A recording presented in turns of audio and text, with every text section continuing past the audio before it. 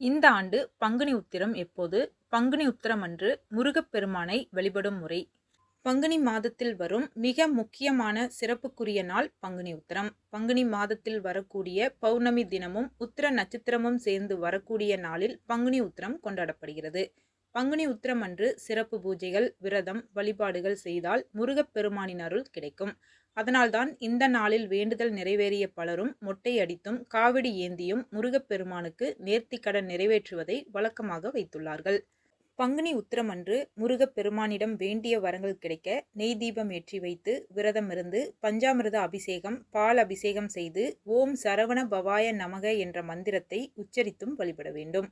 முழு உபவாசமாக விரதம் இருக்க முடியாதவர்கள் முருகப்பெருமானின் படத்திற்கு முன்பு அமர்ந்து மனதார ஓம் சரவண பவ என்ற மந்திரத்தை எத்தனை முறை முடியுமோ அத்தனை முறை உச்சரிக்கலாம்.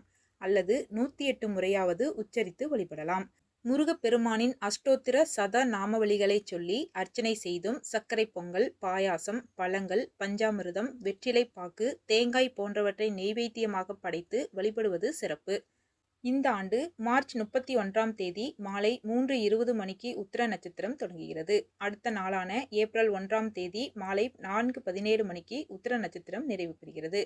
பௌர்ணமி திதி ஏப்ரல் 1ஆம் தேதி காலை 7:38 மணிக்கு தொடங்குகிறது. பௌர்ணமி ஏப்ரல் 2ஆம் தேதி காலை 7:57 மணிக்கு நிறைவடைகிறது.